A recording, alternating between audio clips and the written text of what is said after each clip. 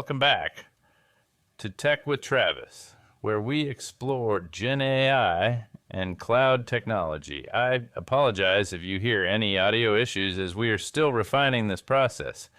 Imagine a computer so powerful it could solve problems in minutes that would take our current supercomputers longer than the age of the universe. Well, that's exactly what Google's new quantum chip, Willow, has just achieved.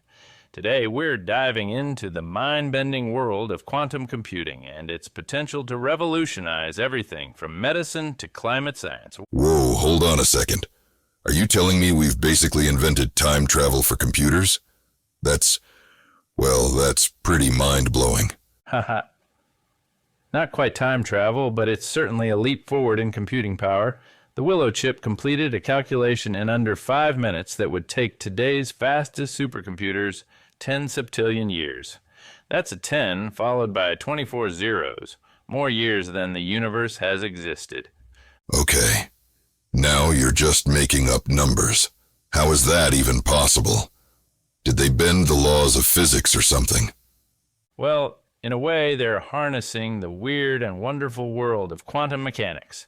You see, while classical computers work with bits, which can be either 0 or 1, quantum computers use qubits, which can exist in multiple states simultaneously. So it's like having a coin that's both heads and tails at the same time. That sounds more like magic than science. It does sound magical, doesn't it? But it's very real. This ability to be in multiple states allows quantum computers to explore countless possibilities at once, making them incredibly efficient for certain types of calculations. All right, I'm intrigued. But here's the million-dollar question. Why should the average person care about this quantum mumbo-jumbo? Great question. While we won't have quantum computers in our homes anytime soon, the potential applications are staggering. For instance, quantum computers could revolutionize drug discovery by simulating complex molecular interactions in a fraction of the time it takes now. Oh, so we might finally get that cure for the common cold? Sign me up. Well, maybe not the common cold, but it could certainly accelerate research into treatments for diseases like cancer or Alzheimer's. Quantum computing could also help us tackle climate change by optimizing renewable energy systems or developing more efficient batteries. Okay, that does sound pretty important, but I'm sensing there's a catch here. What's the downside? You're right to be cautious. One major concern is that quantum computers could potentially break many of the encryption systems we rely on for secure communication and financial transactions. Oh, so you're saying my online banking might not be so secure in the quantum future?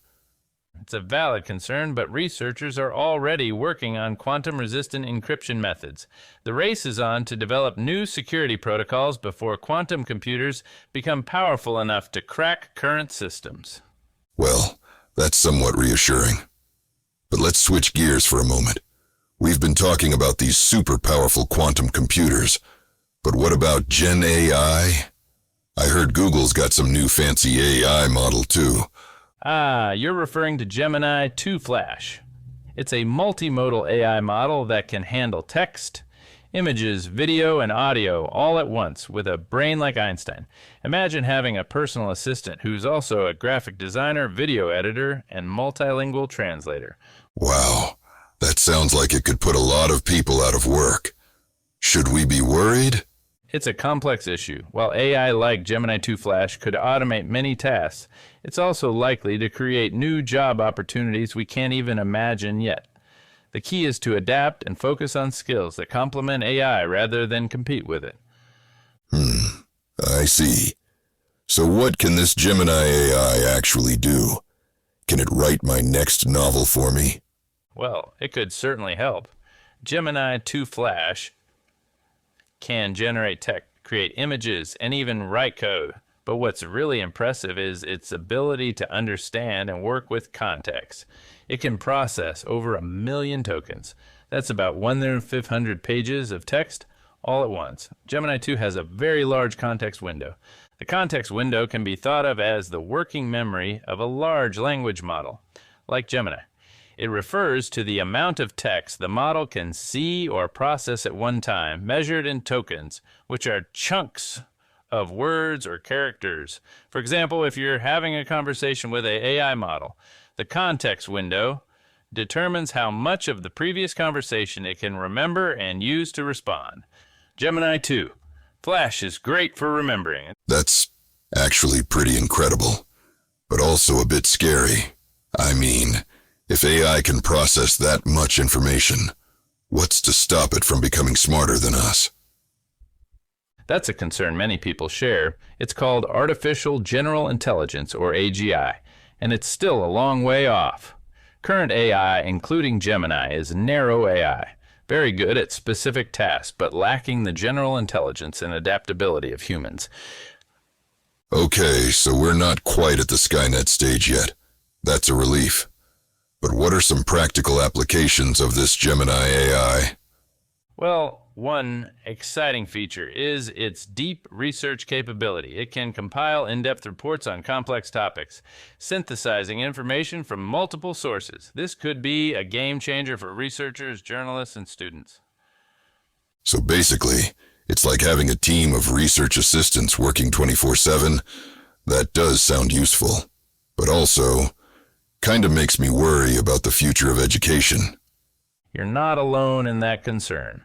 As AI becomes more capable, we'll need to rethink how we teach and assess knowledge.